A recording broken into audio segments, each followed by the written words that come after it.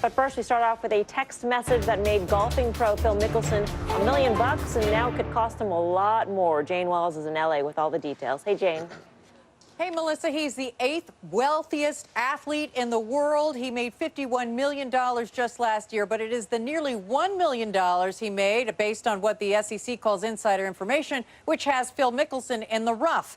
The SEC claims that 4 years ago, Mickelson got a tip about Dean Foods from Billy Walters, a well-known sports bettor in Las Vegas, whom Mickelson owed money to. And while Walters' tip was allegedly based on insider information, it's not clear Mickelson knew that, but he went all in. Based on these discussions, Mickelson bought $2.4 million of a stock he had never before purchased. Mickelson partially funded his purchase with margin loans from his broker.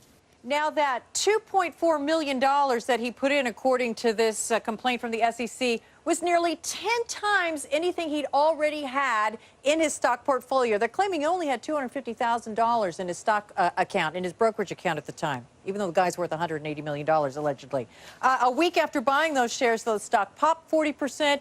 The SEC says Mickelson sold the shares, then cashed out and paid off his debt. Now, they're only calling him, though, a relief defendant, which means he has to return the ill-gotten gains and interest. That's a little over $1 million, and he's doing that. But he is not being charged with insider trading. At a news conference, officials were repeatedly asked if he's getting special treatment. They said, no, that's not the case. They just don't have any evidence that he knew this was bad information. Mickelson released a statement expressing that he regret for falling short of what he calls the high values he shares with the people around him. As for his many sponsors, so far nothing negative, no pullback from them. KPMG saying that they appreciate what he has said about values. They regret what he had to do. They were disappointed with what happened. Callaway saying they still value their long-term relationship with him. So for now, Melissa, no change in sponsorships. This has been going on for a few years, these rumors about this case. They've been known he was affiliated, and they haven't pulled back then. Now that the alleged facts are out, they're not pulling away from him yet. It's interesting, the accounting firm will still stand by him. Jane, thank you. Yes, you know, by the way, the accounting firm had its own insider trading scandal a couple years ago, and the worry then was that Phil Mickelson might drop KPMG. He didn't then, and they're standing by him now. I guess they do share values. Jane, thank you for more on exactly there, Harvard girl. what this means for Phil Mickelson. Let's bring in New York criminal attorney James Kousouras. James, great to have you with us. Thanks for having me. Does it sound to you like maybe Phil Mickelson provided investigators with information, and that's why he hasn't gotten charged with anything? I don't think so. In the Southern District, if you provide information and you cooperate in the same way the Dean Foods chairman is doing, you cooperate, you enter a plea of guilty, you render your cooperation, and then you get a letter of cooperation. It appears here that there's simply insufficient evidence to charge him, and that's based on a recent 2014 decision from the Second Circuit, which seems to insulate what we call remote tippees from criminal prosecution. Unless there's evidence that Mr. Mickelson knew that the information came from a corporate insider, that it was a breach of his fiduciary duty, and that corporate insider received what the Second Circuit called a consequential benefit in return for that information, then he is insulated from criminal prosecution. So it looks like he's doing a great job of crisis management and saying, I made a mistake and all of that. When you contrast that behavior with what happened with Martha Stewart, what's the difference? Where did it all go wrong for her? Well, where it all went wrong had nothing to do with the insider trading. If you kind of compare, now the law was different back then. Right. Newman had not been decided, so it's hard to tell.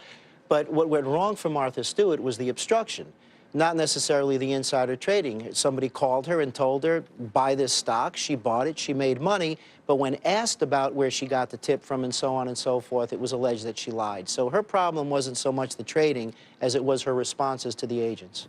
So is Phil Mickelson truly in the clear at this point? Because Billy Walters seems like he's in a lot of hot water right now. Is there a risk that he will be pressed to provide more information in order to snare this high-profile trophy of Phil Mickelson?